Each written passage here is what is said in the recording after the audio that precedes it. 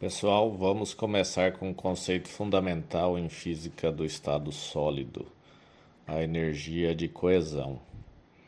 A energia de coesão é definida como a diferença entre a energia total dos átomos isolados que compõem um sólido e a energia do sólido formado, ou seja, a energia que precisamos fornecer para desmontar completamente um cristal em átomos separados.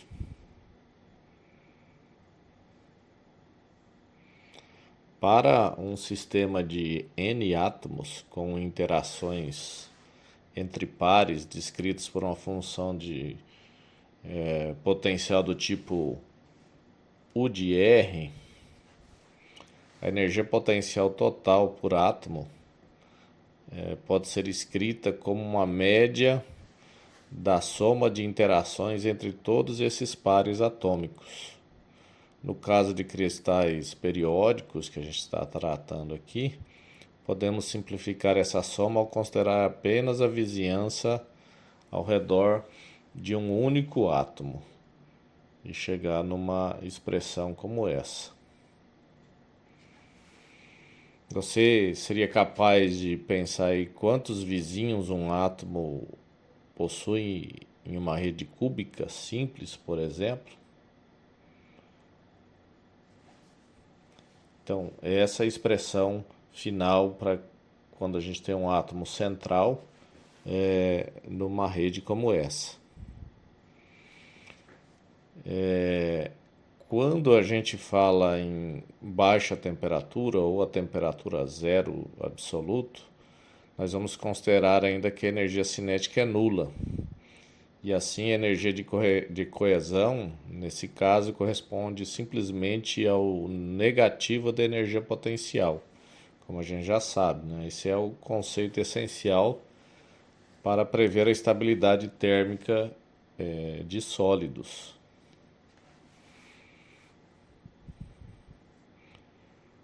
Vamos aplicar esse conceito a um exemplo clássico. Os sólidos formados por gases nobres. Esses átomos se organizam em redes cúbicas simples e a interação entre eles pode ser modelada por um potencial que é conhecido como potencial de Lennard-Jones, que é esse que aparece aqui, nessa expressão.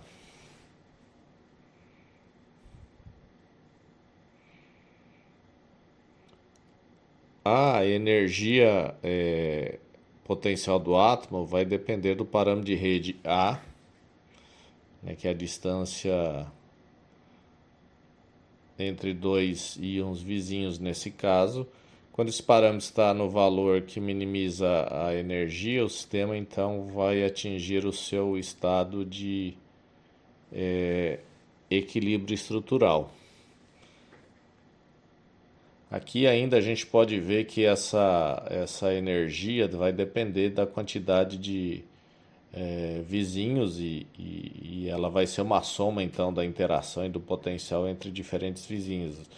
Nesse caso aqui a gente tem 6 vizinhos mais próximos, aí numa segunda camada 12 vizinhos e depois 8 vizinhos e assim por diante. Então dessa forma a gente calcula esse potencial.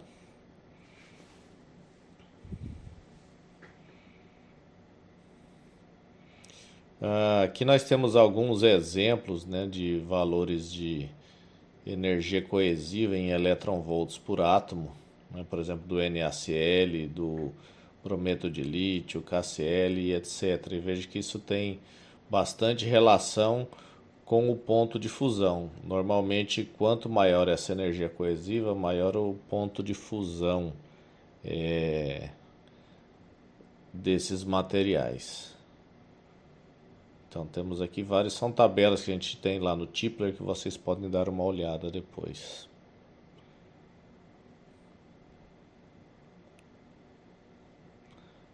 Tem outros exemplos como o módulo bulk e a mudança de propriedades utilizando pressão sobre o material, que eu vou deixar aqui para vocês estudarem. Isso vai estar bastante relacionado, por exemplo, com a velocidade do som dentro de um material. Por exemplo, né, o módulo bulk do diamante, né, é muito alto. Esse módulo bulk está relacionado também com a compressibilidade do material. Veja que o diamante é o material menos compressível na natureza, porque tem o maior módulo bulk. Depois aço, vidro e etc.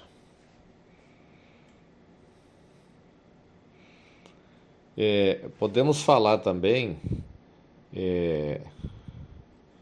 da energia de Madelung.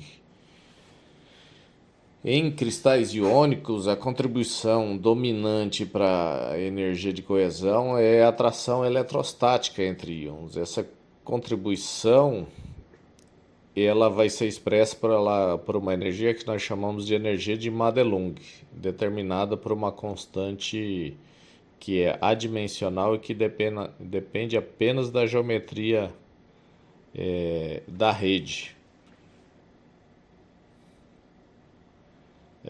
E isso vai ser representado aqui por essa expressão, que no final a gente vai calcular esse alfa, que é a constante de Madelung, e veja que vai depender apenas de fatores geométricos e não de carga dos íons e etc.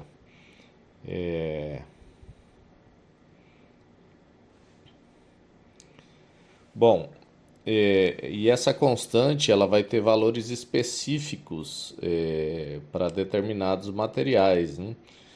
Isso explica a diferença, né, da energia de um sólido formado por íons, né, das moléculas que a gente já estudou mais atrás, no começo da nossa disciplina. Então, por exemplo, a diferença de energia lá no NaCl num cristal para um NaCl, quando eu tenho uma molécula, vai ser corrigida por essa constante, e no caso do NaCl tem o valor de 1,74, que também está aqui nessa tabela que a gente viu anteriormente. Como não depende das cargas, somente de fatores geométricos, e como NaCl, o LiBr, KCl, RBF tem a mesma estrutura, pode ver que a constante de Madelung é a mesma.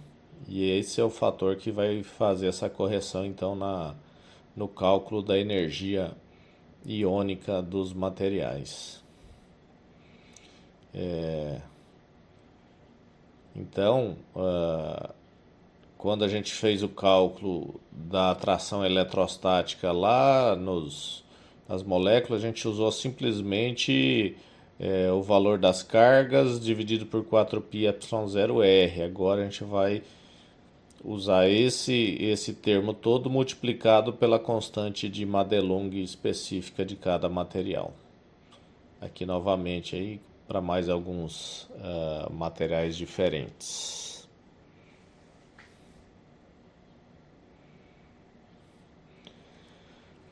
Nos sólidos iônicos, cada íon positivo é rodeado por vizinhos negativos e vice-versa. E isso resulta, como a gente já tem estudado aí, numa força de atração muito grande, né? Atração eletrostática, e agora, né, já sabemos aí, também depende da constante de Madelung. Então, a fórmula geral da energia potencial inclui essa constante de Madelung e o termo de repulsão eletrostático. Desculpa, o termo de repulsão que depende do princípio de exclusão, né, para evitar o colapso aí do sistema. Então, se a gente olhar a equação da energia total por par de íons, então vai ser aqui devido à atração eletrostática com a constante de Madelung mais aquele termo que a gente já viu devido à repulsão que surge devido ao princípio da exclusão. E aí sim nós obtemos essa equação aqui para o nosso sistema.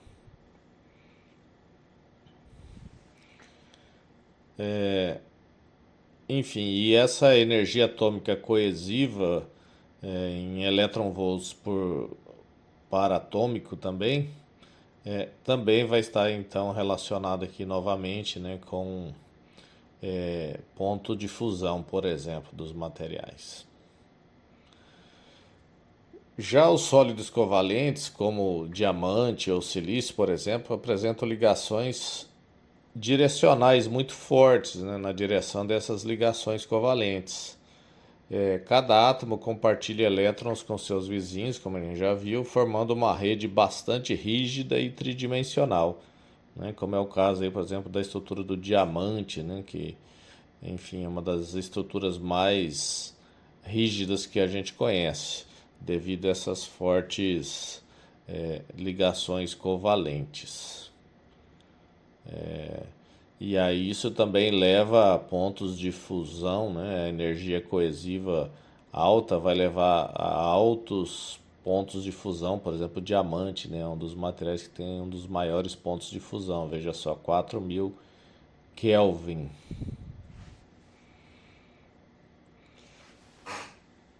Nos metais, os elétrons de valência estão relativamente livres, né? Formando então o que a gente chama de um mar de elétrons ou um gás de elétrons, né?